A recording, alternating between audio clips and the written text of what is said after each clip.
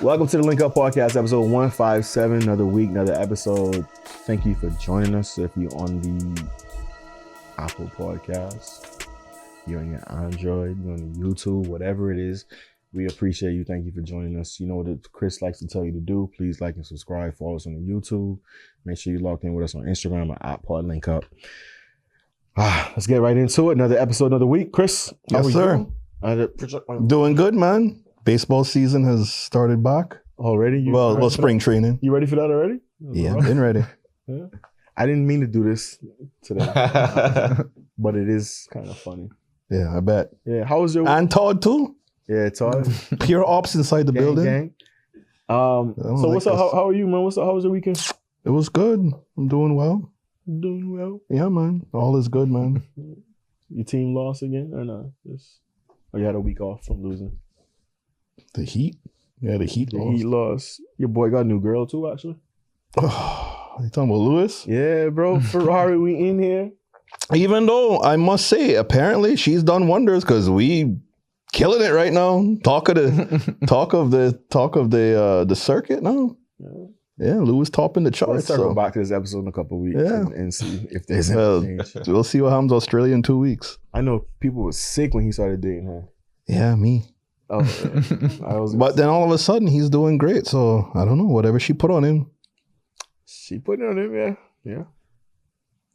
Sorry, Henri. Welcome to the pod, Henri. Straight out of quarantine, class of 2020. Yes, how are you? Not bad. I need to get new clothes, but yeah. we need to get Henri we need to get him a hoodie at this point. I got a hoodie too. I got a hoodie and a t-shirt. I was talking about one of these. Oh, I want one too. Yeah, we need to do another order. Yeah.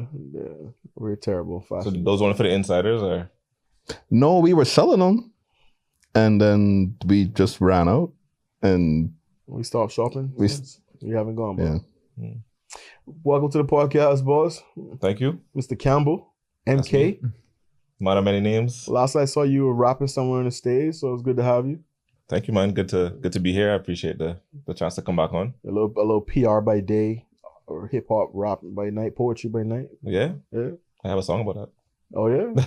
Well, in more general terms. Be careful, I might ask you to rap. We'll see what happens there. We'll see. Straight out of quarantine, class of 2020, needs new clothes. I got you. How was your weekend? It was good. Me, Chris, and what's your name again? I'm sorry, but we were all at salsa night. You don't even know his name. That's how good the night was.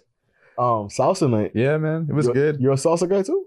I'm trying to be. I just wanna. I know I was bored. I was watching UFC, and then I muted our chat notifications, and I went back on the app, and I realized, oh wait, we were supposed to go to Mango Tree on Thursday, and so I was like, are you doing anything on Saturday? And Chris is like, oh, just pull up to Sea Rock. There's salsa. And I was like, okay. Chris is sick. Why you look like that, Chris? After getting comfortable, after gin and tonic, getting a little more comfortable. Get a little loose. I got a little loose, so I decided to just like give it a try. So it was fun. I want to go back. So okay, get into those Ecuadorian roots of mine, even though I'm like white as hell. But no judgment. Chris, what's up? Was he good? I'm doing good. Teach him good, or what was that? He's learning. He's learning the basics, and I mean, I've introduced him to do a class with a group, and hopefully, I told him there's, if you want to join a community to meet new friends and stuff, I don't think there's a better community than the salsa community here. Yeah, everyone's always super intimidated because they think, oh, everyone's a professional and I suck and I'm gonna look like trash. Bro, they are, man. They are. There are people like lifting each other up from the ground and stuff, like flying. Like yeah, they are. But then wait, who that was doing lifts? No, Chris. Chris was lifting up some girls in the air, man. It was crazy.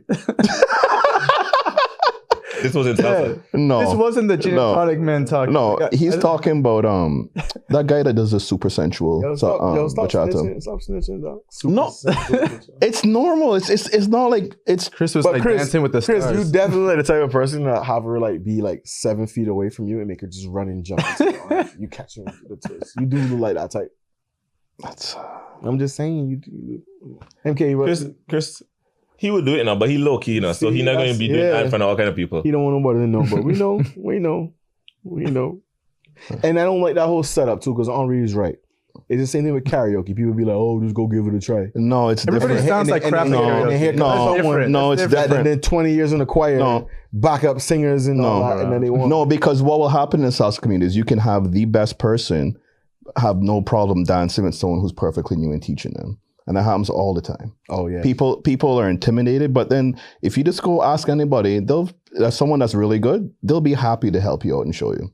Take And that's it's not. It's Come here, little fool. The community is just very warm, welcoming, and nice. Everyone is super chill in the community. Warm, welcome. The other difference is that with karaoke, it's still a performance, right? So you up on you might be on a stage, you might be by the seat, but it's only one person at a time. All attention is on you if you're not in your conversation. But with dance, everybody's dancing. There's different couples. Like everybody not gonna be watching you necessarily. My bad. I forget you and Shaq be on the scene. Y'all be on the scene. Little salsa runs. Like my bad. I thought it was a Shaq too. Shaq won't come up here, so we need to get that sorted. Shout out to Shaq, my good friend. Yeah, we need to get that sorted. We had a good weekend. You missed Mango Tree on me? No, I didn't go. Your boy performed? No, we didn't go to Mango Tree. No, we did. You guys? You weren't there. Yeah, that's what I'm saying. I'll go on Thursday, I promise. Oh no, I need to go. I've never been actually. Oh yeah? No, I haven't. Chris performed, man. Mr. Bruno Mars over here. Oh, like was that the post that you guys put in the chat the other day? I don't know. It was like a comedy thing. I saw that. Was that the? No. That was something else. Yeah. Okay. There's a lot going on in Cayman, yo. He just spilling all the chat. Yeah. Hey yo, that's how I know. You're giving me FOMO now. Henri came in the chat and he was like, I tried to message you, man, and try to ask you. You guys were having a fight on the public chat, and I was trying to like eat my steak, and I was watching a YouTube video, and I hear It's like, bro, I have enough. Sorry. Sorry to disturb your steak, Henri. Yeah. But we needed to argue. So I know what we're fighting about. I don't know. That's regular. They're fighting about girl stuff, man. It's crazy. I don't know. That was regular. Let's get into it, man. Creative stuff. I want to talk about the news. We'll talk about what you did this weekend. Chris, you had a good time. You had a good night Thursday. Just move it on. Just move along to the next time. Yeah, okay. All right. Say less. See what I mean? It was a time. This week, what's going on in the news real quick? Anything popping? Anything? I saw something locally about the 2 Cuban migrants who escaped the detention center here. Oh yeah? Yeah. I just saw they're on the loose. Yeah, man, them dudes chilling, bro. They're trying to get. I'm pretty sure they're back. Oh, Like okay. Okay. You got the little hit. I've heard. I've heard. Okay. I've heard. That's CBC, so. You got the little hit. You heard? Good sources. I thought they would have been working in a mechanic shop by now. Oh, for sure. I do that for you, Poppy. No problem. Yeah, no problem. Big shout out to Ricky. Yo, stop. Ricky was a good DJ too, by the way. Yeah. Shout out to Ricky. Yeah. It's terrible. Yeah. So yes, Cuban migrants. We talked about that. There perhaps might have been an influx of people traversing, making their way through Cayman.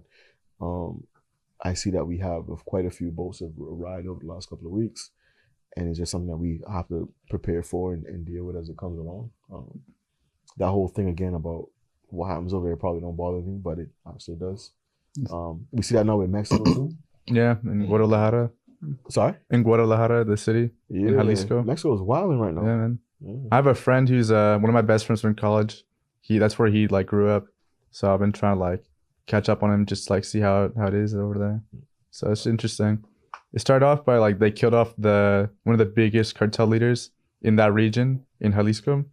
And just ever since then, like the whole city's just gone to chaos with like people burning like motorcycles, attacking the airports, like supermarkets.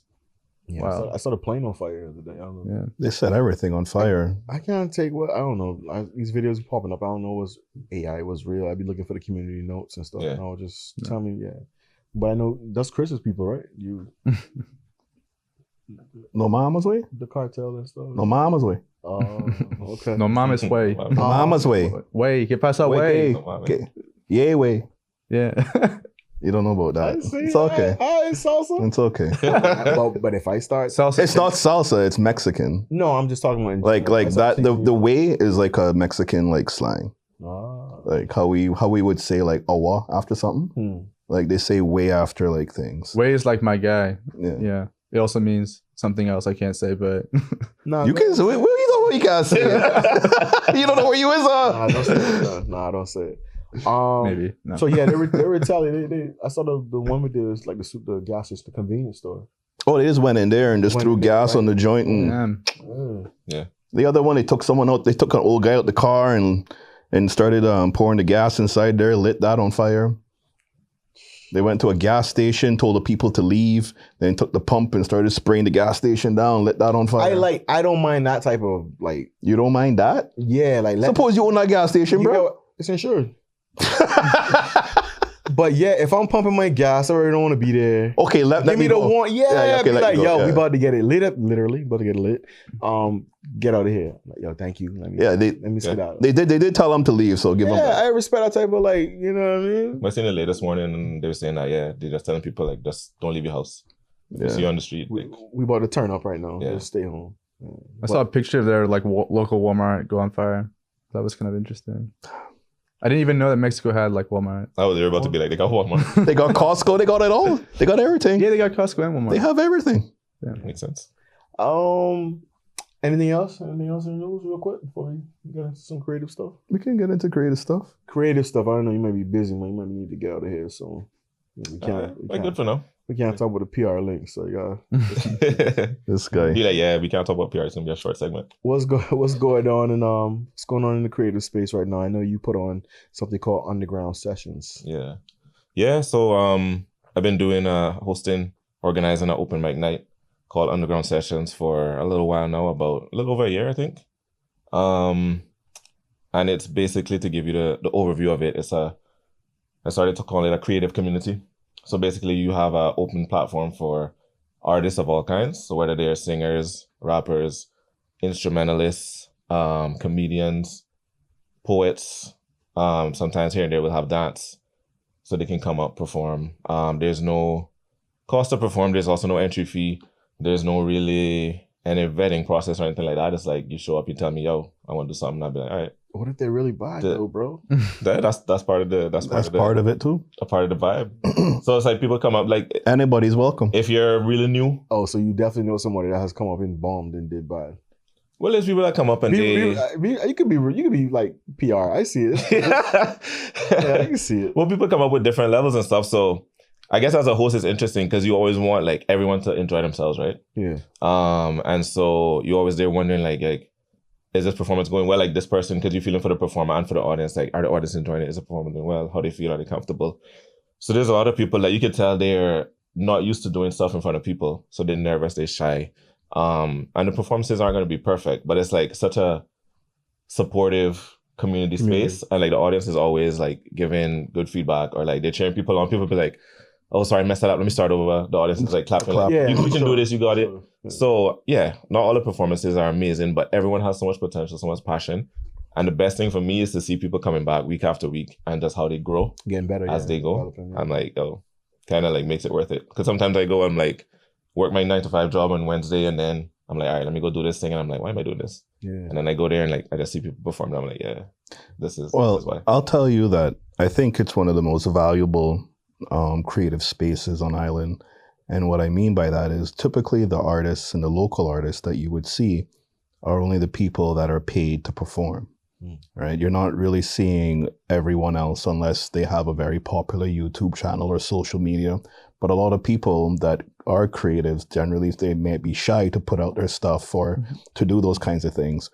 So when you created this space for artists to come in, it's almost like some kind of incubator where they can develop their talents. They can meet other artists as well and collaborate and feel like they have a safe space to explore the creativity. And for people who are not creatives that come and watch, they get to discover new artists that they would never see, because if they only go to hotels or restaurants or whatever, they're only seeing the popular acts. Yeah. They're not seeing the people who are the true, like, you know, who aren't out there in the spotlight that are coming up and stuff. So, you know, your journey in this has really started, because I forget the young kid's name. He had that hot song. Was it is it Johan? Johan Fitzgerald? Yeah. I would never knew about him if it wasn't for your first series of rhythm and words and rhythm. Yeah. I would have never knew about him. Yeah. Like I discovered him on there.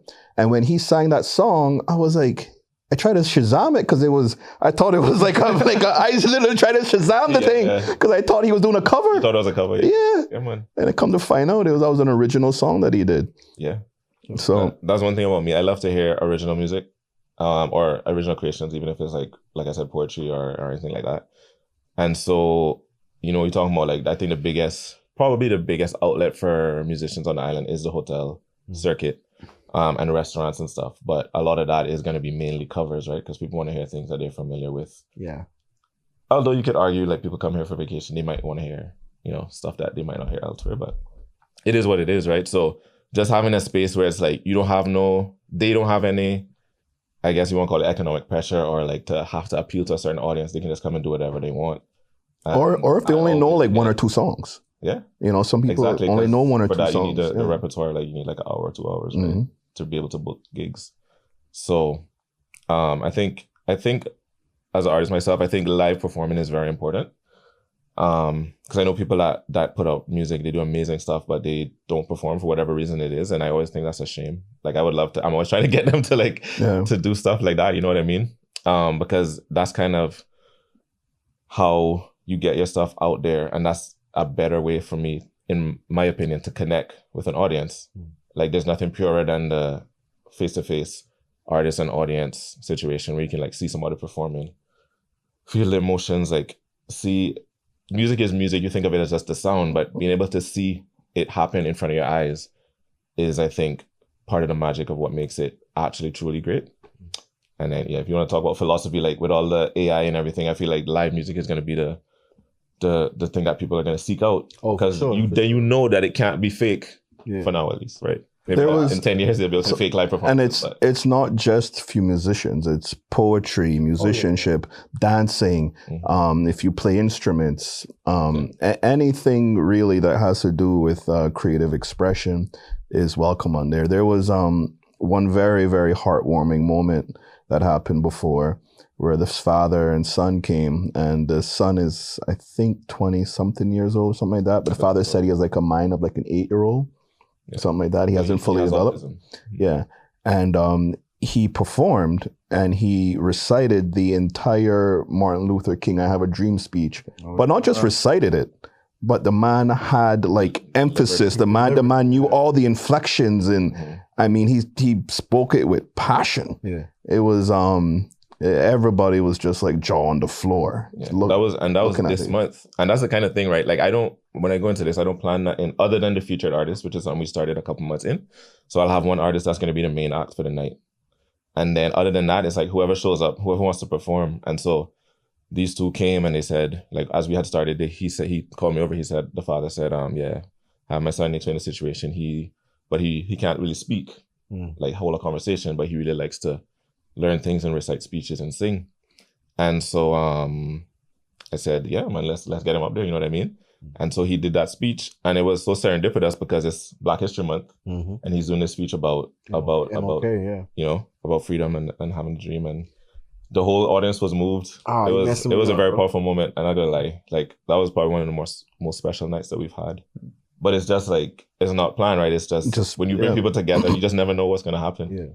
So yeah, that's messing me up, bro. I love spoken word poetry. I've done a couple of the Floetry events. Yeah, with Hilton Grace and them. Well, sorry, I did it, but I've attended. So, so we have a couple of the Floetry people who are regulars as well. Like that community has been very supportive of the underground sessions. Well, but as well. Well, that's what I was gonna get at. I think at the end of the day, we need these type of outlets. You hear all the time. There's nothing much to do in Cayman besides go eat, go drink, or whatever. So you have these. Alyssa just gave me a look.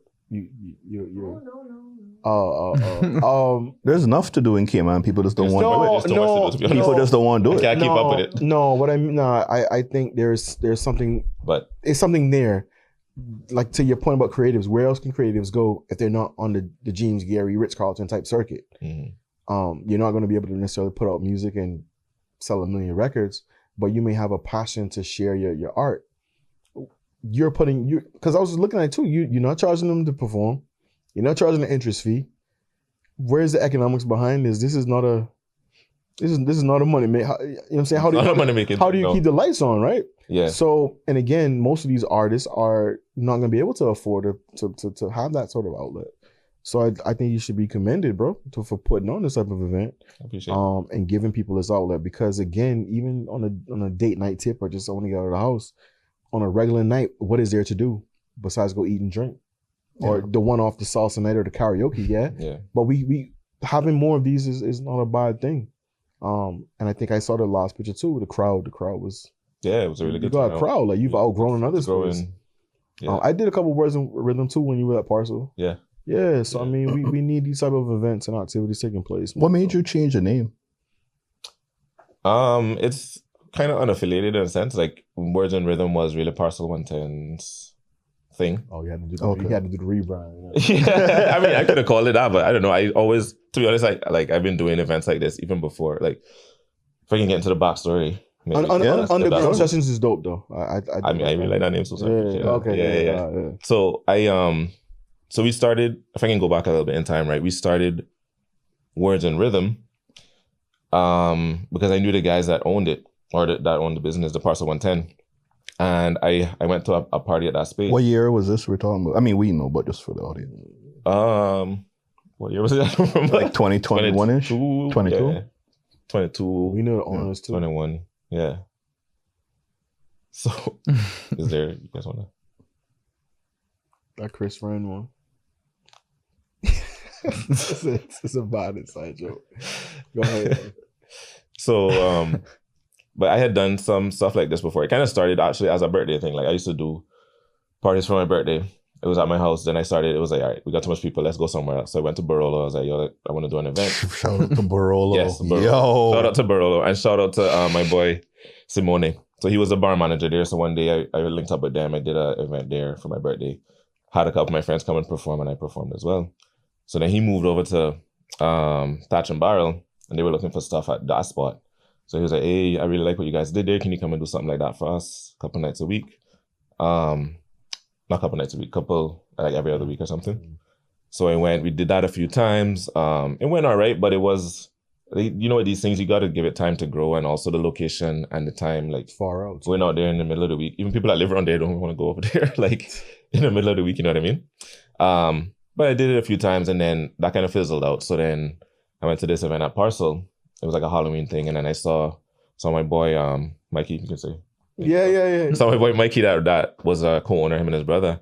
And I was like, yo, this is a great space. Like, I would love to do an event here. And he said, yeah, we wanted to start like a jam night. So I was like, all right, perfect, because I do stuff like that. I've done this before, but I wanted to do something that wasn't the usual. Because this one we had like maybe 3 or 4 jam nights throughout the week. But those are very focused on singers, musicians. I was like, I want a space for people that don't have an instrument. They just want to come. They're using tracks. Maybe they want to do other stuff as well, like just spoken word, etc. Right? So that's how Words and Rhythm started. But it was a collaboration between us, so I kind of helped them get it going. I did the first few. And it was once a month to begin with, because that was kind of my capacity with like working full time and everything. But they wanted to do more, and they had the idea of having different hosts kind of come in and rotate. So that's what they started to do afterwards. So they did it, I think it became bi-weekly. And they were going for a while, but unfortunately the business just didn't continue indefinitely. So there was a bit of a gap there. And then it was like maybe a year or two, I was kind of, I guess, yes, if it was 2022 or so, then it was like a year or two. I always had it in the back of my mind, because to be honest, part of the reason I do this too is because I just wanted a space for myself to perform. I was going to ask that earlier too. I was like, yo, I want to perform. I need to set something up. You know what I mean? So I was thinking about it, and then I was driving across one day, and I saw this sign up there, D Music Studio, out in Crew Road, right? So you didn't even know the people? No, I mean, you didn't know, like, that was, you just drove across and saw it? Yeah, okay, that was the first time I saw it. And then I started seeing them online, right? So I messaged them on social media. I messaged who later turned out to be Dan Manila. And I was like, hey, I asked him about the space, like, what do you guys do? I saw that they had like jam nights and stuff like that. And I was like, interesting, let me go check it out one day. So we went and checked it out. Spoke to him, and we kind of like went back and forth, and we were like, yo, like we should do something. He was very interested in the idea. He was also wanting to support local music, right? He wanted to have a space. That was kind of the vision for that spot, is to have a space that local musicians and artists could come, get their work done, do recording, but also like meet each other, collab, perform, all of that. So our visions really aligned. So we started doing that, and then we did it once a month again, and just kind of grew it. It started off, you know how things in Cayman are, like the first one is usually pretty decent, and then it kind of like drops off a little bit. Yeah. And then after a while, it starts to pick back up. And it was his idea actually to have the featured artist, because he always had ideas of how like we should try different things to kind of like bring in a bigger crowd, make it a bigger event. But the featured artist thing really stuck. So I started doing that like towards the middle of that first year.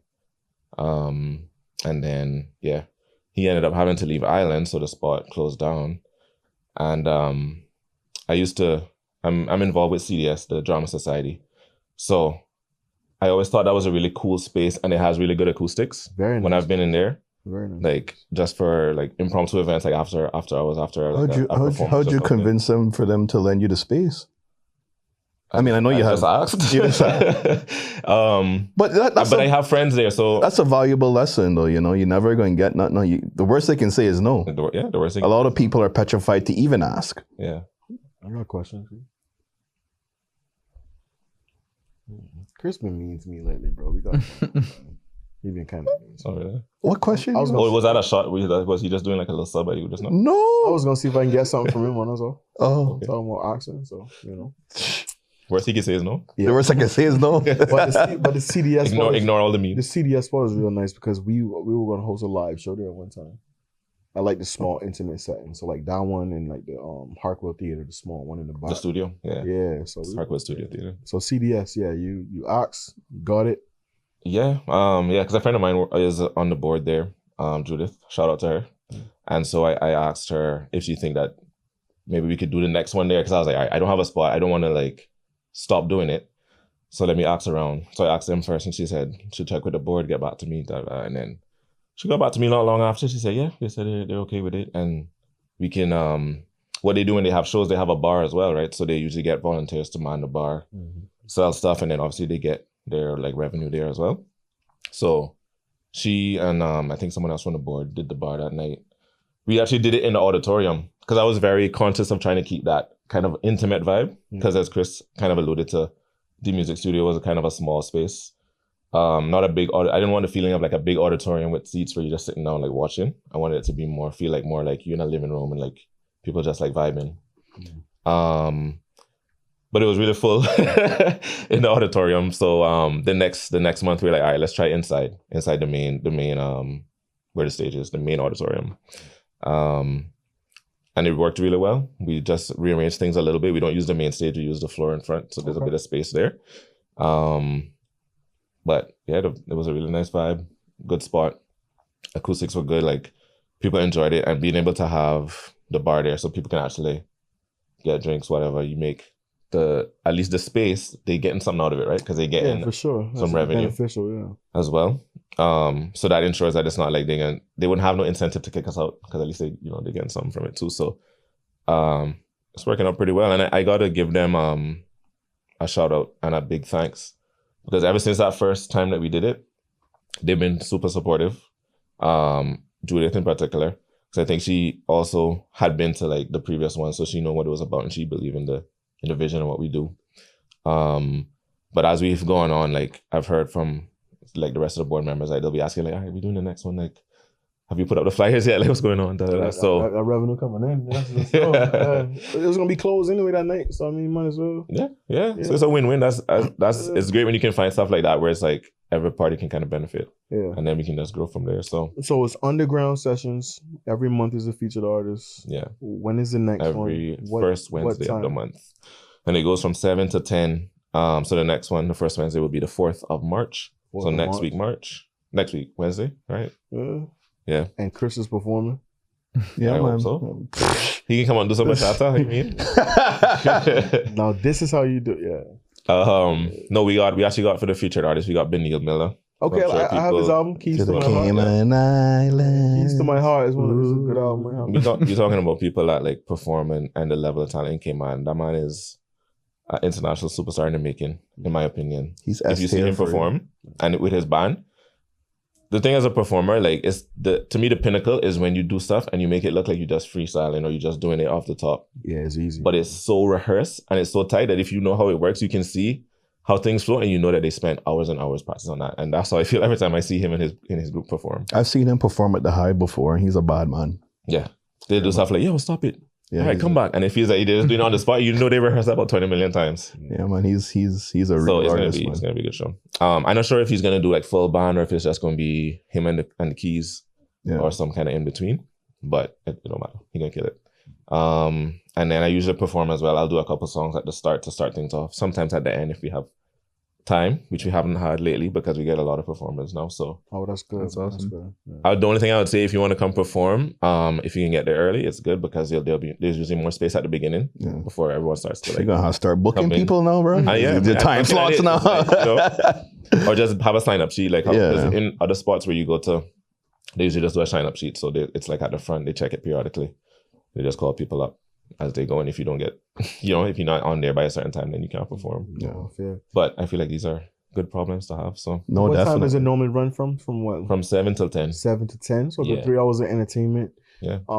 Again, there's no cover charge to get in. As of drinks now, on sale. but please make sure you buy drinks, support. They gotta pay the lights, you know what I mean? So that's good. Always complaining about there's nothing to do. There's plenty to do. That's an easy date. You gotta That's show an up easy and date do it. right there too. Like, Just show up and do it.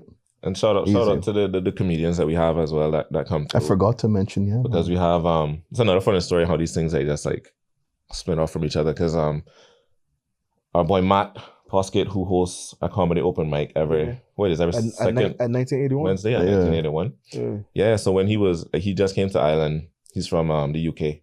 He just moved to Ireland, and I think he had been here like 2 weeks or something. And I was doing that underground sessions it was at D Music that time. He messaged me and he said, I just came to Ireland. I want to try and perform. I was looking for like open mic comedy nights, but I see that there's not really any here. You gotta create it. So he came through. He did a little set. It's different when you're coming from one culture to another, and especially comedy is so subjective and so culturally influenced. So he was like still finding his footing about like he said it in his set too. He's like, yeah, I'm from like Yorkshire. I don't know if you guys will find this funny, but we're gonna give it a go, right? And he said to me that night, he's like, yeah, like there's no open mic comedy nights specifically for comedy. I want to try start something. And by the next month, he had started. He started at Fidel's actually. Yeah. So that's another monthly thing, and then again, Floetry. I feel like we have like a little syndicate almost, like these open mic nights. Culture is growing. Floetry was man. first, I must say. They've been around for a long time, and they've been doing their thing still. And then we had underground sessions, and now we have the comedy night. After on And top. big up to the A little circle. the multifaceted artist, Mike Barnes. Mike Barnes. Man, do everything. Yo, the man does everything. Yeah. He does his poetry, his rapping, his Comedy. acting, and his And and the comedy now. And he's actually good at the comedy. The storytelling is hilarious. Yeah. Cool. Yeah. So we're seeing people that's like breaking off splinter cells. I hope it continues, man. I hope people just keep coming together. Like when people meet at a thing like this, you kind of, this is kind of how like bands get started and stuff, right? Like you go to open mic and it's like two people are performing. 1000%. Let's like go do some stuff. This is what I'm saying. Like the value in this and having artists being able to meet up that they would never cross paths with before. I'll tell you, one of them was Mike. Met the kid with the little guitar. Yeah. Malice. His last name is Malice. I forget his first name there. His mother's like the Morgan. Yeah, him. And heard the song. It's like, yo, I want to use that song inside a project that I'm doing, because it's hard to get. No, Mike said that to him. Oh, because it's hard to get music on on YouTube because everything's copyrighted. Yeah. Right. So it's a good opportunity to use local artists and make that synergy happen easily. Mm-hmm. Yeah. So. Is there like a performance that like really stood out to you, like from your time like doing this? I mean the one that Chris brought up earlier. I don't remember the young man's name, but he's Brady. Last name Brady, so he's part of the Brady family, right? But that was powerful, man. Because like a lot of what we do. Well, I gotta say, there's a lot of emotional performances that happen for sure. But it's such a mix. You get like stuff that's just fun music. You get like comedy, which is about laughter, and you get poetry from different spectrums. It'll be about like from sexuality to trauma to self-worth to happiness. But that one, I think just the time frame of it and then the timing of it and the person delivering it and how he did it, that one really stood out to me.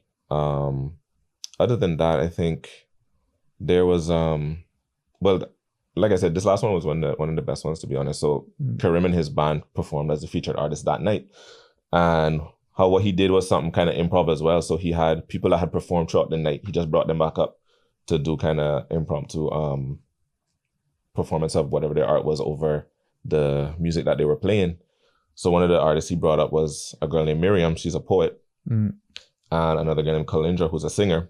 And they kind of went back and forth. So they were playing, the band was playing. Miriam was reciting her spoken word over the beat. And then Kalindra was coming in singing for like a chorus. And they went back and forth a few times.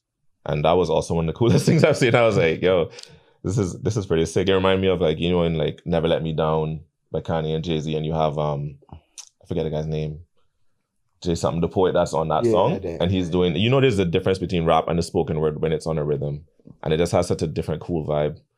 And then have that with Kalindra singing, who's an amazing singer. She performed also at the Cool Out showcase, which was like last week, I believe. You performed too, didn't you? I did. Shout out, you see. Big up yourself. Big up myself. But yeah, so that was also a really good. March 4th, 7 p.m. 7. Give out the socials. Come true a little early. Because the thing is, we tend to start. I don't like to start it off when there's not like a ton of performers. So I'll usually start it myself, like I said, with a couple of performances, and then whoever's there will get the ball rolling. But it's usually like about a half an hour of just playing music, which I meant to say as well. What I started doing is we play music between the sets. We've done that from the beginning. But what I started doing is just playing local music. So the artists you're hearing are local that are actually performing there, and then the music you're hearing as the background music or the between sets music or whatever is also local artists or people that from Cayman or have ties to Cayman. So yeah, start at 7. We open the doors at 7. Music should be playing by 7. So if you come in, you'll be able to at least like vibe out to some tunes. And then I usually aim to get the performances started about 7:30. Okay.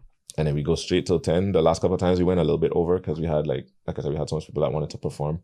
And I didn't want to tell them, go home, come back next time. So, but I know people got work the next day, and like we got volunteers there helping us out. So I don't want to keep people too late either. Yeah.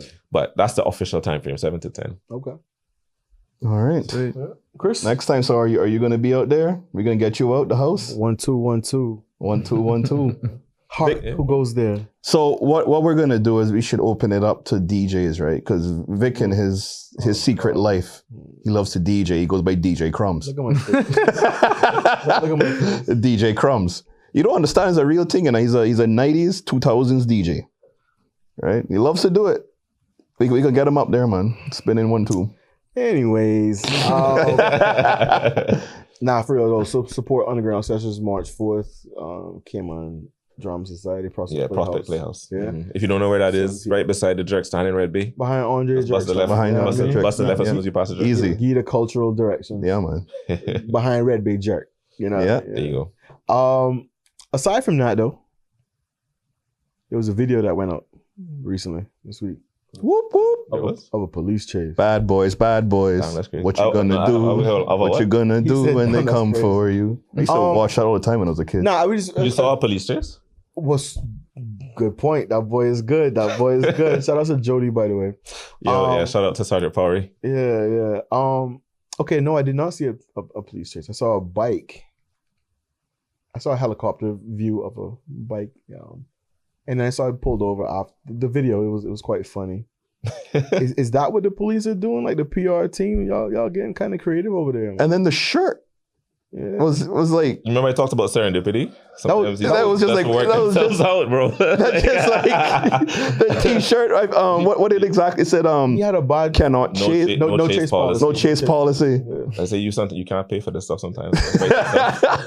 But you would swear AI made that. But that was good to capture that though and to highlight that. I'm sure that person doesn't want to be viral, but it's we don't put no faces in there, so it's there now. That was ironic. Yeah. He didn't know. He didn't know. Shout out to our superintendent because it was his idea, one of our higher ups there. So, are we gonna get more of that? We'll see. Well, judging by seems to have gone over well. So, oh yeah, that was shared all over the place. Y'all be wanting our help, so I mean, but does that ever happen? Should we say why we talking about this? Because like people are like, what is this? Okay, cool. Nah, you good.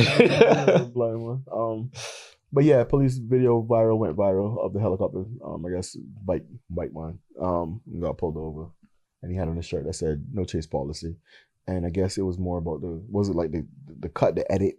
Yeah. A few moments later. Yeah, the little SpongeBob meme. Yeah. A few moments later. Yeah, well played. So now I bring it up because I also see a lot of social media videos coming out from the police now. Yeah. Just kind of informing people of basic things you may not have known, and just putting faces to your officers and whatnot. So I thought it should be commended, and I think the social media campaign is doing what it's intended to do. Bring awareness and to sort of demystify not demystify, but to break down that kind of silo between the community and the organization. Yeah, that's exactly the intent behind it. It's just to show a different face, I suppose. Because if you're dealing with most people's encounters with police, are not necessarily going to be pleasant just because of the nature of their jobs. Yeah. But they're just people too. They just try and do the best for the community. Yeah. Just like everybody else. So I'm just trying to show that side and show that we take this thing seriously still. Yeah. I've always felt like sometimes, you're going to have a good encounter if you just be nice. Hear this one. I'm just telling you. I don't think I got something to say about that. I'm just telling you. Why did you resist? That's what happened to me. That's what happened to me. You resisted the police? I got off a ticket. By being nice? By just being honest. Nah, he was flirting. No, I was gonna say what her name was. It was literally a guy. It was two guys. Okay, what his name was? I was doing 50 and a 40 on the highway. I got pulled over. This was late at night. Something light, you know what I mean? And the guy asked me why I was speeding, and I looked at him and said, "Officer, I have no good excuse." And then he stopped. He didn't know what to say. He just paused for 3 seconds, Mess up the script. Yeah, no worries. I don't have no good excuse. I was speeding. I'm sorry. And then he was just like, he just checked my stuff. He's like, just slow down next time. And I was like, all right, cool. Thanks. I didn't hit him with no paperwork. No. I didn't hit him with no fluff, with no, I'm like, because it's like, they've heard it all. They've heard every story you could imagine in the book. What makes me special? Just be like, yo, I was speeding. I'm sorry, bro. You are special, Christian. No. You are special. So, I don't know. It took him for a loop. I guess he had pity on me or something. Or maybe he just appreciated the honesty. Yeah, he just didn't want. But I just figured, just. So I'll let you go. Yeah, I would respect that. I don't curse on the show, by the way. Yeah, of course not. No, we never curse. Okay, cool. And you're not an officer. I don't want to get that out there too. You're not a police officer. You got something in common, with the organization. Let's just leave it at that. Anything else before we get out of here? What else is going on? Straight out of quarantine. What else is going on? Yeah, the government rollbacks. Everybody from your class have that shirt, or that was custom? No. We had one shirt, and we made it right after we finished our junior year, and it was kind of like a Miami Vice, the Miami Heat. They had the Vice jersey. We kind of did like that, but then obviously we graduated during the pandemic, so they made a second shirt for us. Mm-hmm. But yeah. Wait, did you actually have graduation? Yeah. Well, no. Zoom? Like a virtual graduation? We had the parents did some stuff at a restaurant, but that was it. The school didn't do anything. We had a little last. You got robbed of high school graduation, bro? Remember they were doing drive-by graduations? We didn't do that. No, CAS didn't do that because it was prom? No, we didn't do prom. The girls did a whole Zoom prom, but they didn't invite us. And I asked them what do you guys do? It's nah, we just put on makeup and just had a sad conversation for 2 hours. Oh, I didn't miss anything. You didn't miss nothing. I didn't miss nothing. A Zoom prom. That rough. I mean, we literally had a Zoom carnival. Zoom carnival. Wait, what do you mean Zoom carnival? We literally had a Zoom, and the DJ organized a Zoom, and everybody dressed up and started just vibing out, and DJ playing tunes. So just two people whining on the little square screen. I mean, you probably had some people dancing, but everyone was just vibing out in their bedroom or wherever. We were down by. They were just the squares, Yeah, you just saw a bunch of squares and everybody just vibing. House party, yeah. It was a house party. Different. Them things are different. Yeah, but I'm not gonna lie though. Verses. I kind of missed the COVID verse. The shopping days. Oh, the name days? Yeah, I wouldn't mind that for maybe 2 weeks, where we just kind of you can't leave your house for a day. And your days to shop is on Monday. I would try it back out again. And work from home? What? We had it good. We didn't know. Yeah, we were all complaining. See, I would say because No haircut. People like me and Chris, like we there, like yo, we can't dance. Yo, what the hell? Yeah. Turn the Zoom on, man. I remember the first salsa night back with Keanu. Yeah, I remember that first welcome back that we had. I don't know how I felt when I left and went to whatever event, your first event after. So for me, it was salsa as well. Yeah. And I was like, yo, too much people, bro. Like, You didn't feel safe? yo, get it. Why are there so much people around me? Get away. And then, like, in half an hour, you kind of get used to it again, but it was weird at first. I think you said you posted a video too. You sent a video about like one of the countries who were doing like a carnival or something, and it was a Guinness Book of World Records with like 2 million people in the street. Oh, Brazil. Yeah, They don't mess around with carnival, bro. I was like, You seen like Yeah. miles of people, just miles. dots. So, Like, not too much. And I like people, you know, imagine, like, yeah. So I just be thinking, like, if you're in the middle of that, like, how do you escape if you go in emergency? You don't. you don't. Like, you are toast. You just gotta ride that out. Die in the arms of a Brazilian Latina stay man. above the face. You know what I Like mean? 2 million people, like, you gotta, like, the police just gotta put their hands on me, like, well, good luck. Like, how do you contain 2 million people that go right? Like, you cannot. somebody gonna get left. Yeah. Anyway, Yeah. but it looked amazing. It looked You know, amazing. there's people that study that. Like, that's a field of study in terms of crowd dynamics. Like a degree? Carnival? Not carnival, not carnival specifically. I'm a carnival major. Bro, A minor in bubbling. minor and whining. Hey, you check it in a couple of years, like that'll be a course for real, because it'll be like man. some anthropological study, and you'd be like, I was gonna say, specialize in yeah. carnival, like that's my Science major. and in economics anthropology. behind it. Yeah. Carnival economics degree? What did you say about the crowd control? The crowd. No, I was just saying that I know that's something that people actually study in terms of the dynamics of how a crowd, like when it's a full crowd, like when you know the term a crush, where like people trying to escape and it kind of becomes like, I don't want to call humans animals, but like almost a herd. Herd, yeah. I've had it happen to People me get before. trampled, like you don't know, and it's not. But because of how the physics of it, when the crowd starts moving, it's not like you or like the crowd can just decide like we're gonna stop. There's momentum and all It's that a wave. stuff. Even if somebody falls under, you can't really stop. And people like study like the best ways to, I guess, avoid this from happening or create exits or whatever. But it's when you think about it, like when you actually learn about how it works, it's kind of scary. Oh, it's Because you very. think you can just like I've been in it. just don't do something and Kaboom. it'll be fine. And it's like, nah, like I literally like I was at a concert in New York, and it happened, and the crowd all moved. People like got like collapsed and stuff. Yeah. I literally got squished and like picked up off my feet and like you just shifted get around. carried And away, like in the water. and like I it's a couldn't. wave, like, I couldn't like you couldn't push in any direction. And I was with my ex at the time, and we got separated. So the band even stopped like the concert and everything. And I just remember yelling out her name. I couldn't see her. So I wasn't sure if she got trampled, or she wasn't sure, like, and I couldn't like find her for like 15, 20 seconds. Yeah. But thankfully nobody got hurt. But it was scary. Oh, because I'm about to ask if this would Yeah. that concert. Yeah, exactly. No, man, this was New York. Yeah, New York. Yeah, New York. Get your weight up. In Terminal Let them 6. push you around, yo. Get your weight up. Yeah, But hey, you are this helpless. muscles already now. So if he getting carried away, imagine me. Like, You are helpless. Get in the gym, bro. I mean, like literally, it just feels like you just Man, yeah. a leaf in the wind.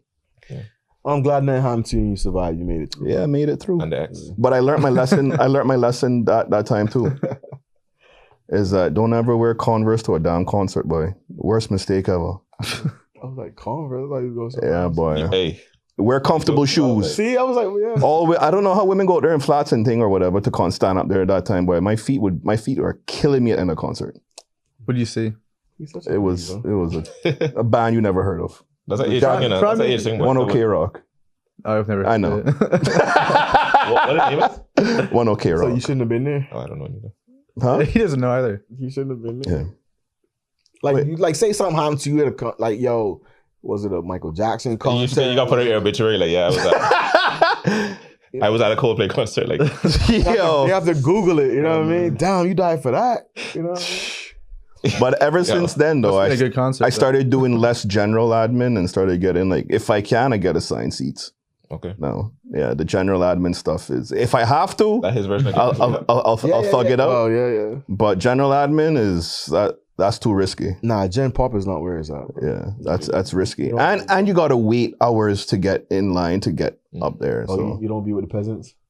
well, I waited 7 hours to get in before, like couple times in different venues. I just want to highlight that you're elite. it's not fun. You're an elite Caymanian. That's all. Just want to highlight that. I want to see you stand up there 7 hours trying to get in It somewhere. wouldn't be me, not for K-pop 107, whatever. Yeah, I know some people that would gladly do that if it's for K-pop. Yo, Yeah, I'll watch K-pop Demon Hunter. No. did you watch it? Yeah, I have a son. Yeah, Was it good? I don't remember. Oh. The song be jamming. I need to watch that, man. Going up. The song is hard. That's all. I haven't seen the movie, but You know, I was watching. I was a little worried, and was like, my son's a little too into this joint. You thought he was going It's a girl Korea? movie. He's gonna buy some like bulldog ramen from Well, Shop Smart. I might try that. But now he's on this Brazilian funk now. Oh, Brazilian dang. funk? Yeah. He's watching all those You like know what football that is? edits. I know what it is, bro. My boy just put me onto that like last year. this is music. Yeah, Yeah. my boy be like, yo, daddy put on no badada. I'm like, what? No barada. It's some word. Hey, we But talk it's, about it's Portuguese, so I'm like, we talking about grassroots music and like community. Like that's He's as watching all those name edits on grassroots Instagram. pure of the art form as it gets. It's just a couple dudes. They get a couple synths. They make a beat with like whatever 4 notes and rap on it, and that's it. the And now they song- can go viral. Like it sounds like a minute 30, it. and it's fire. My son's playing it, but I'm like, Cha, all right, cha, bro, whatever. cha, cha. I'm trying to encourage it. You ready to fly him down Brazil? Whatever. I'm like, better learn do Portuguese. the 1-2 carnival and Brazilian funk. Like I go support my son, yeah. Go on the carnival, you know what I mean? I'm here for you, son. Follow your Watch dream. out, I can't. Follow your dreams. Yeah. Real quick, what else is going on? Where we at? So for time? A little bit? Oh yeah, we gotta get people out of here, man. Shout outs to baby Jonna, Destiny. She's a friend of the show. She be botting me up one episode. So shout out to Destiny. What did she bud you up for? When we got another episode coming, why you did that to Keisha? Keisha this, Chris that. So yeah. We never did nothing to Keisha. We She just need read more. I tell her that all the time. Destiny, him. Yo, aside from that, you remember the AI pictures that was? Yo, what's some of the AI pictures the other day? You mean like the profile pics that people were making out of AI? With the 3 hands, yeah. Wait, what? What the hell you talking Which about, AI man? pics? Everybody be doing the little AI picture craze. You mean the caricature? Yeah, the character. But then some What- were they not checking it? Some of them had 3 hands. Oh, I never saw that. I just saw some people because I guess they would look at your Instagram and see what you were into and then make AI image of. Some you had to fill it. You had to like tell it. Oh, yeah, to tell. Okay, so was this an You did it? Instagram filter? Nah. Was it an Instagram filter that you did, or It was a page, right? Like a website. Like you I go don't to a know. link and then you. I have no idea. I I just don't saw. know. I never people did post- it either. I just didn't know. I just want to know what the 3 hands was because some people had 3 hands. I haven't posted on my Instagram since like 2017. So Yeah. Okay, lurk God over here. Why not? Why not? I just got bored. What do you mean? You just post something. I just got bored. I don't know what to tell you. I just got bored. Not even stories. I don't know. No, I don't post that. I Most don't people post like nothing. follow like it's like yo last post 2014, but like last story. Stories. I thought about doing it, but I don't know. I just don't do it. He has to go. You against at it. least You gonna put me on game? You don't even reshare the Appreciate pod you. link up. No, that way he don't get tagging him. That's crazy, bro. I don't even get tagged in. Wasting the time. No collab requests. That's it. You don't know why. No, he does the pod one. But he went viral the other day. You had 100K views, bro. I'm glad you on. Oh, for the Oxtail. Yeah, bro. Yeah. About Oxtail. We blew up in North America, Black America for some reason. The gym head. Because anyway, let me stop. Because they the ones that be. You talking about the one where you talking about all the stuff they do at Oxtail? Yeah. Yeah. Black America ate that up, boy. They were shout out to Black America. They were resharing and sharing and sharing that stuff. It hit the Jamaican group, it hit the Black American group, and it hit the chefs. The chefs went home with it. Yeah, we've never had anything go that viral that before. Oxtail X Benny be hitting though. Yeah, but now our regular oxtail plate is almost $20. Oh. It's messing up the market for the regular one. Almost $20. Hey, some restaurants be selling that for 28 now. That's the latest one I seen. Bro, I ordered fast food. I'm talking about like the hood spots. I know. In the hood, you get, and if you go into eat at the water, you definitely paying top price. You talking about Cabana? Stop talking about Cabana like that. I'm not. I did not call no names. Shout out to the boy Louis. They are the highest though. Shout out to the boy Louis. No. Also, too, while we here, real quick, I want to apologize to Lance Jefferson. What you did to him? Lance got an OG spot for Chef John's in West Bay now. Oh yeah. You have to go. So we gonna go? By West Bay, Pala Beach. Yeah. Lance is running. You know it's a good day when Vic bringing up food. And this is not a paid advertisement. You know how that go. But Lance is killing them out there. Vintage Chef John's. So you got the chicken and ribs? Yeah, I'm talking about the burnt to crisp, the sugar, the sweet ratio, the rice, and yeah, he's killing it. So shout out to Lance. Shout out to Lance. Got my little bread roll and West corn. Public Beach Saturday. I know Saturday for sure. So I did Saturday. Yeah. I'm down to go. Yeah. Let's go. We gonna What you say, Todd? We don't We're linking up. because me and Chris are not really friends. You down? Yeah, I'm done. Do things. I'm with the cheeseburgers. Oh, we talking about. Oh, we going- All right. We talking about After this? I want to talk about go to that spot. Yeah. Let's get out of here. We show them all the time. We go in the office. Show me up, bro. Any final comments before we get out of here? Or what we gonna do? I got Final nothing. comments? You got nothing? I got nothing. Actually, go to salsa on Saturdays. That's my final comment. Salsa? Yeah, like salsa dance. Converted this boy. He said he wanted new friends. Yeah, man. And I said, well, there's a great community in salsa. You can meet new friends there. All right. What about you? Any final words, comments before we go out of here? Go Ferrari. Go Jays. Go Heat. Go Dolphins. I hate y'all right now. We literally blew up the team rebuilding now, so I got another 5 years of pain. So, yeah, big up all of them except for the Dolphins. Well, you would say won the gold, so in hockey. I thought So that dude lost his tooth and then came out to win. That's normal, though. They always losing teeth. I'm just saying that's gangster though. Like no, it was a tough win, The man. trophy, Yeah. like, I did this. Man. Yeah. I still don't understand why they just don't wear a full mask. Some of them do, but I guess it's a badge of honor to get the teeth knocked because they don't get them fixed either. Yeah, They just keep them. You gotta be bought in next week, getting them knocked out again. It's interesting. wear the like full the mask. NHL players, they wear like the little like plastic, like kind of. I know it looks The like eye protector. yeah, but like when I played hockey here, like we had like the whole cage. Yeah, no, but no, they got the whole mouth open. It's different than getting a punch. That puck is like solid. Oh yeah. Oh no, that, Bro, And it's that- like a and rock, dude. And that thing is moving. yeah. I went to my first hockey game and I heard that. I was like, oh, this is. Hockey's a fun sport to watch it's- live. it's- I've been to like 3 games, I think. It is underrated. Like when you watch that live, it is fun to watch. The that NHL thing doesn't live. do a good job marketing the sport. No. No. But it is a fun sport to watch. Like Shout out Mighty Ducks. action. V-shape. V shape. Flying Movies, boy, that changed our trajectory.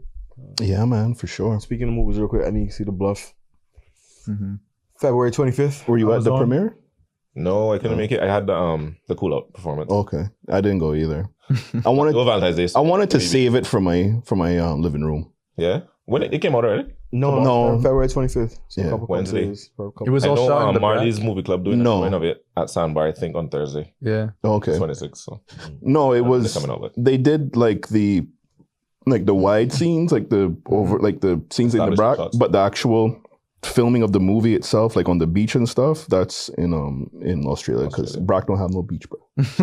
sorry, Brack, but I was we all They couldn't go up on a His name is Well, Christopher Zone. little Cayman. Speak to him. Point Oh, that of little Sand. came out my fault. Yeah. Wow. That's the Vegas. best beach in all 3 islands, by the way. Oh, Point for of sure. Sand. For sure. The most beautiful pink beach. sediment in the rock. Like that. And then the coral is only 30 feet off the shore, and it's immaculate. I love Little Cayman. Shout out Little Cayman. Yeah, man. Big up little Cayman. In the block. All right. Thought we rolling now. Let me get out of here real quick before we go. I want to shout out to Mr. Austin Harris, who passed away. Yeah. His family, big friends of the show. They listen to the show. Shout out to his son. Austin was a part of a group that gave me my first scholarship at Rotary and Greenlight Reinsurance, and that changed my life.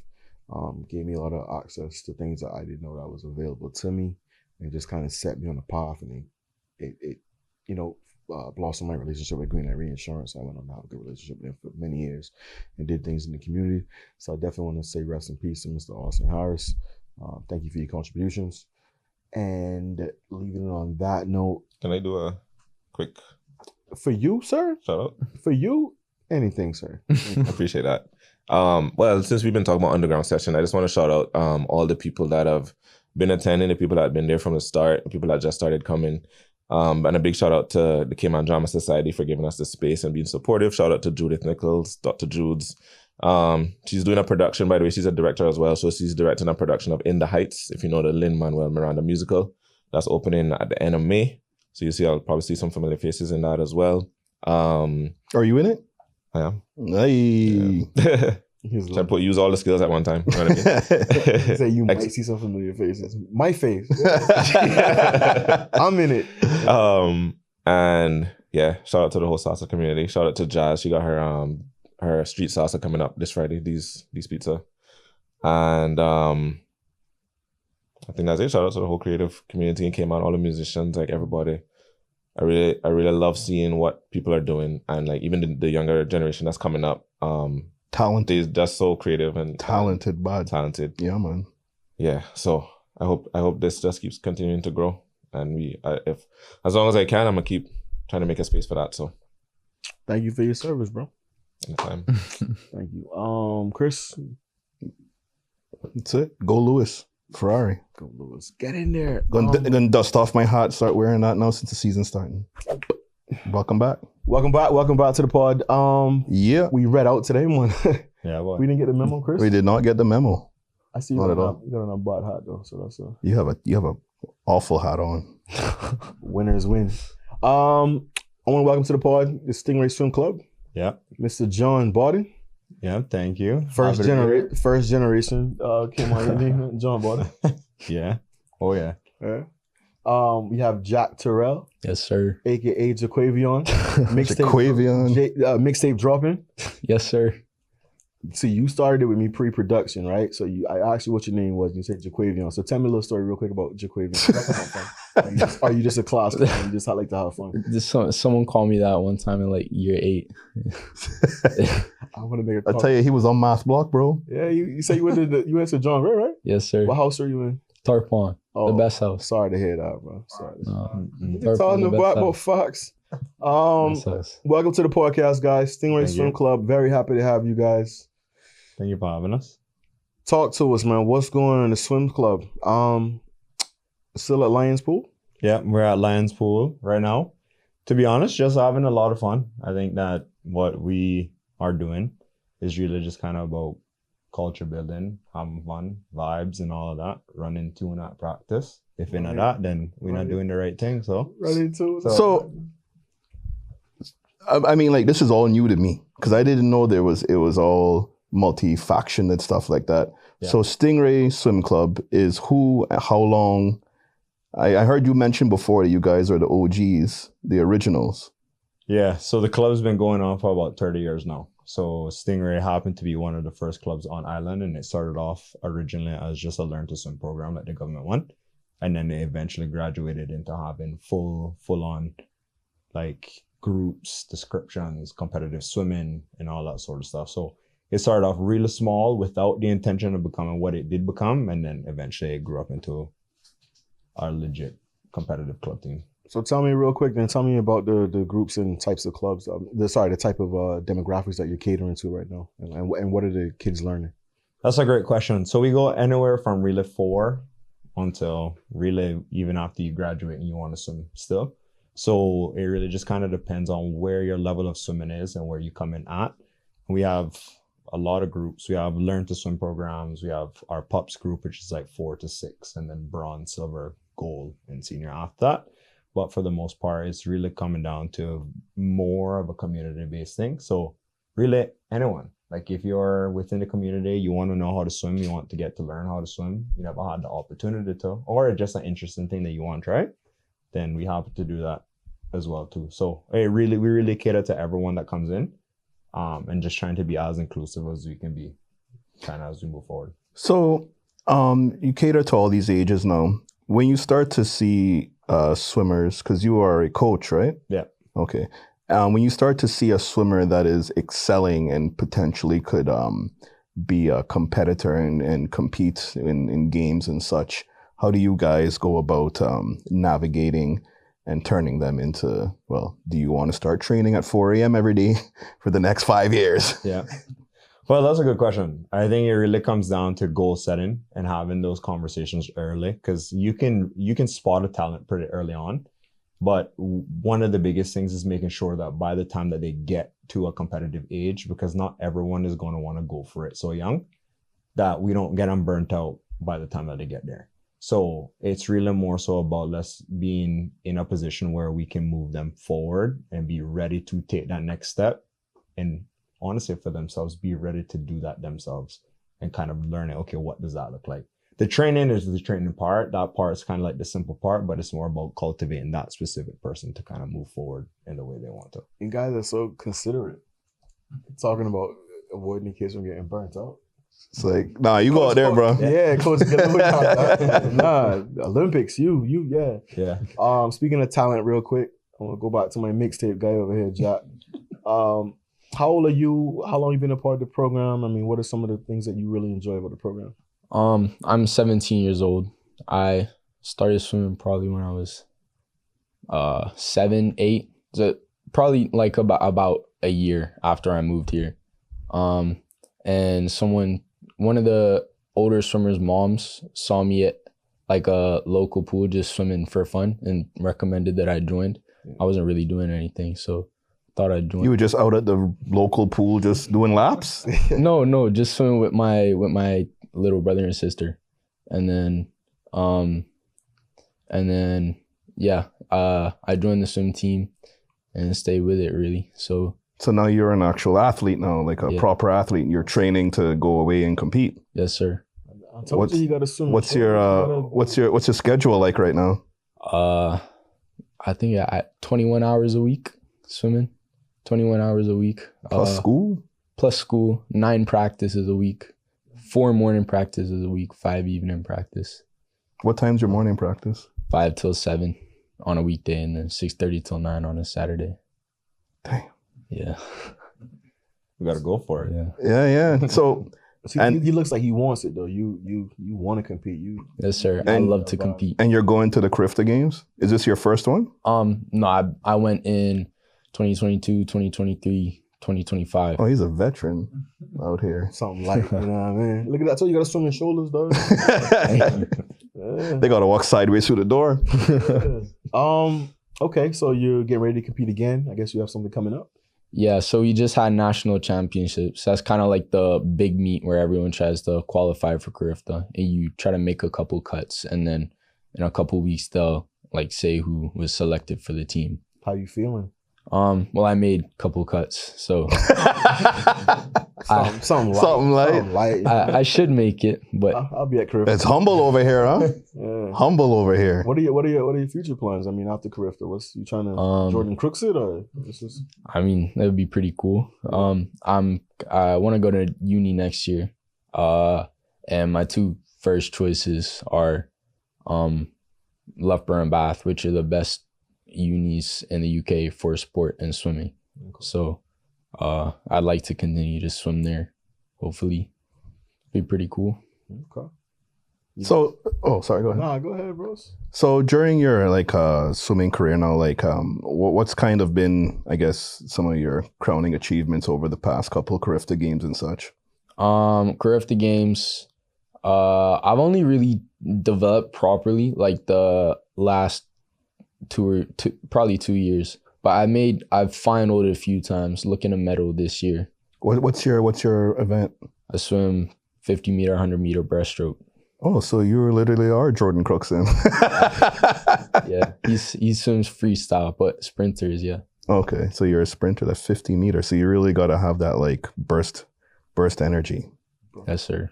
Breaststroke. Nah, I was just thinking about when he's. Oh, that's another thing.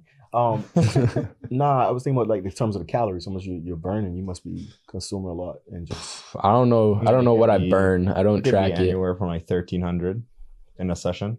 In a session. I mean, I eat about 4K calories a day. I mean, 4K? Drinks like for real? A quarter of a chocolate milk after practice. After every morning practice, I drink a half gallon of chocolate milk. That's dead serious? Yeah, dead serious. It's got, for the macros are crazy. It's got 1,860 calories, 60 grams of protein. It's set. So you just have your fridges lined up with half gallons of. Yeah, my mom will wait till we'll go to Costa Less like the day before all the chocolate milks expire, and they're selling them for like 50 cents each. We'll buy like 12 and put them in the freezer. I love the strategy. I love the strategy. That's what it's about. So you from Math Block, yo? Yeah. Tell you was in the hood with us. But real quick, you mentioned that you were just doing anything, playing, swimming with your family, and someone spotted you. And I think we forget how important that is in the community to see someone and say, you know what, I think you may be good placed over here.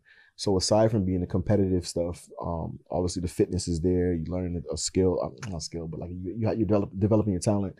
What are some of the things that you've gotten from the swimming program outside of, you know, what people look for, which is like a medal or, you know, to feel good because you won? What are some of the things you're learning? You think about things like discipline, fitness. What are some of the things that I'd say definitely confidence, because before I swam, like before I joined the team, I was like painfully unathletic.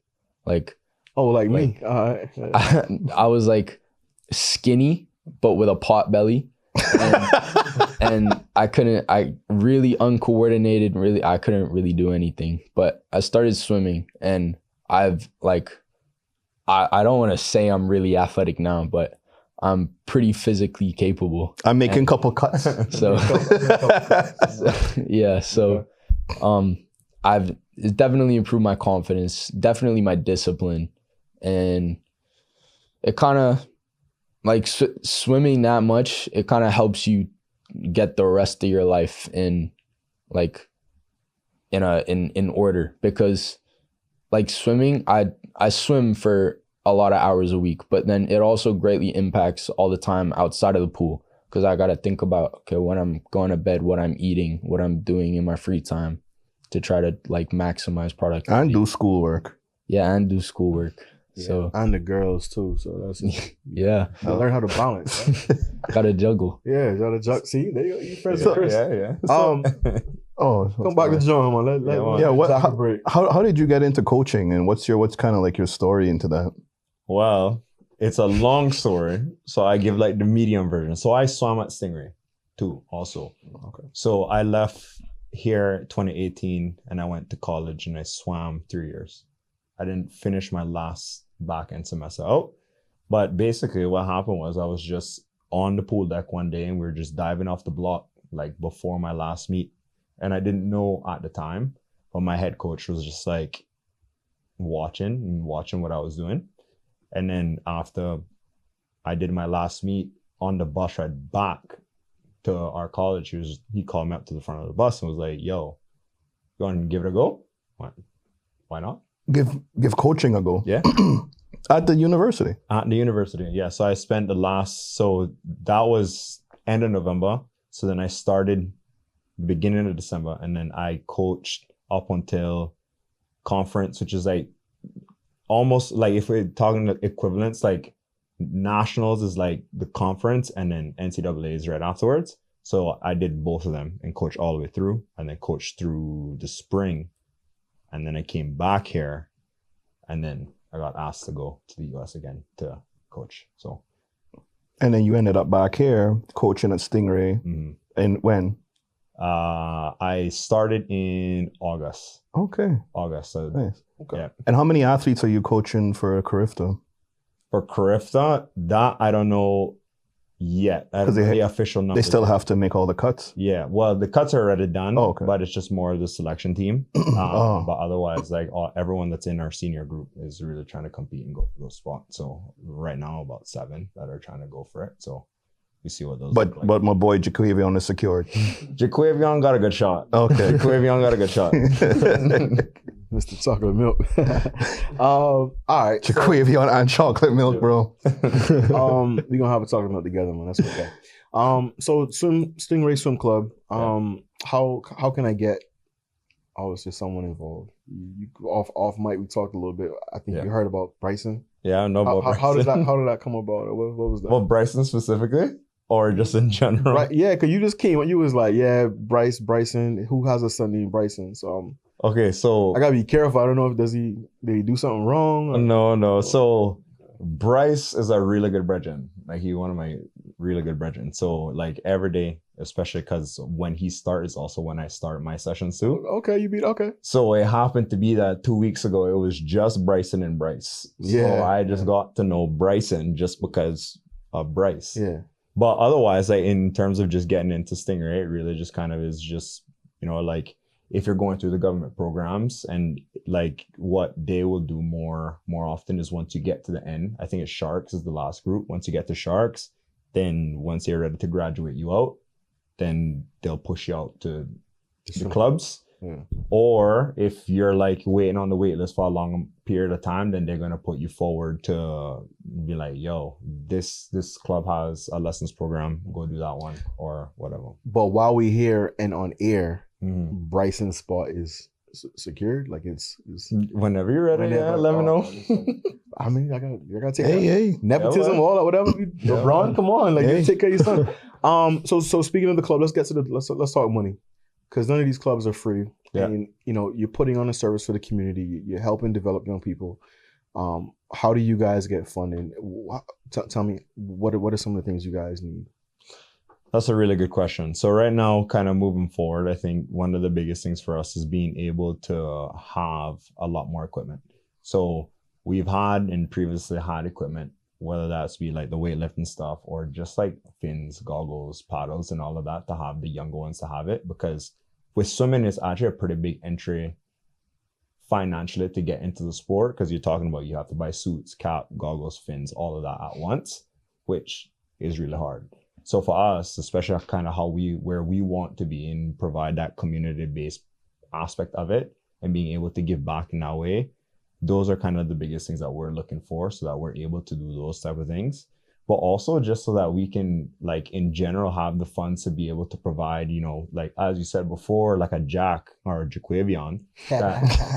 Everybody go see me the street, yo, Jaquavion. Like a Jaquavion that is just, you know, like, He repeated it too. just swimming at the pool, and you never know, like that person might be that next guy, that next girl. You want them, but they might not have the ability to join it. So for sure. I come from youth work, and one of the biggest barriers to youth participation was transportation. Yeah. So one, the people didn't know what was available to them, and then once they, you know, found a program or whatnot, parents were working 2 jobs or maybe absent, and getting to and from a program was so like these small things that people don't think about. Yeah. Can be major issues. And like you said, goggles. I went to go buy goggles. Your kid wears them Monday and loses them by Tuesday. Yeah. So the program, how much does it cost to get into the program? And then do you guys get any donations and funds from government or from other entities? So in terms of our program, we have like a pay structure depending on what group you fall into. Okay. So if it's a lessons program, I want to say it's $125 for the month for a block. So let's say the month of January, you do every Saturday. Whatever you block off, it's going to be 4 lessons, $125. Once you start going up into the club, then it changes. So then you have the registration fee, which I want to say is $225 CI. And then after that, just depends on what group of the club you're in, that kind of dictates how much you pay. So like Pops, which is the lower end, is like roughly closer to 500 CI, whereas his group is closer to like 1112. Okay. Yeah. Okay. And any like government funding, or you guys take donations in terms of funds as well? I know we talked about the equipment, but at the moment, I don't think so. So I don't think that's kind of something that we've dabbled into so much yet. In terms of like, for me, especially coming in new and kind of figuring it out, I can't speak on the older stuff when I swam, but as far as now, not so much. What did it do for you in terms of when you swam? We talked about him in terms of discipline. What did you take from it when you were young and you were swimming with the group? Honestly, what I took from it was how nice it is to have a group of people that are willing to work hard, and having that companionship that is built around a hardship in some way, because then that sort of passion and that sort of drive and knowing that, you know, like my friends are showing up to practice tomorrow, I gotta be there tomorrow, is the same way that I kind of know how to move forward in my day-to-day too. So it's like, all right, I know that I need to do this. It makes it easier for me to visualize and like be there and present, but also in a way that's like, the time management is a huge one. Like same thing as him, 20 hours a week, you have to figure it out. Like you don't have an opportunity not to figure it out. But also like how to be like content with what you're doing, because swimming is one of those sports that it can go really well. And when it goes really well, it goes really well. But when it doesn't go well, it's the worst thing ever. So trying to figure out and balance what that is and learning how to manage that like emotional kind of jump is a big thing. But honestly, more so like knowing that for me personally, like the lifelong friendships probably is the biggest thing that I took out of it. Okay. All right. And what pool do you guys meet at? The Lions Pool. So just across from John Gray. Okay. They said The OG. They said our pool was like 68 degrees last during the cold. Oh, see? That boy said I did not enjoy it. It was bad. Yeah, they were canceling swimming, and I'm like, why? And it's like 68 degrees. I was like, oh, Yeah. I get it. Yeah. You got any final questions? No, man, that was good. Appreciate y'all. How can they contact you guys? Yeah, give out the socials, I guess. numbers, yeah. Your personal email. Whatever. So if you want to contact me, 323-2271. That is work phone number. Head coach at stingrayswimclub.ky is the email. All of that information is on our website. So if you just type in Stingray Swim Club Cayman on Google, the first one that pops up, that's us. But otherwise, shoot me an email, shoot me a text. Pretty much it. And this just came on, so if you just want to pop by the pool, can it just catch you? And you can do that too. Yeah. Hey, I saw you in the Yeah. John Borden. John Borden, boy. That's a strong name, bro. Like, Thank you, sir. that's- Ain't no question. He don't need proof citizenship at that point. I'd be offended. Well, Come to immigration. He proved you Caymanian. I'm John Borden. Yes, enough said. Thank you guys for joining us. Thank you. Thank you. Appreciate you. Jack, good luck with the mixtape. Thank you. Hope to see you at Carifta Thank you for having me. and then on the Olympics or something later on. You know what I mean? Yeah. Don't forget us when you get big, though. All right. Yes, sir. All right. I hope give us an interview when you're Say, making yes, it. sir. Oh my chest. Oh, Hurts, boy. Hurts. it hurts. Thank you guys. Thank you guys. Thank you for having us. Yeah, edit it up, magic it up, man. You guys good to go. Cool. You've been watching and listening to the Link Up podcast. Let's try to keep this thing going. Another week, another episode. We thank you for your support. Hope you enjoyed listening to this as much as we enjoyed making this for you. So whether you're in traffic, you're in the car, you're working, you're watching on YouTube, not doing your work, you're supposed to be doing whatever you're supposed to be doing, we appreciate it. Find us on Instagram at PodLinkUp. You've been listening to the Link Up podcast.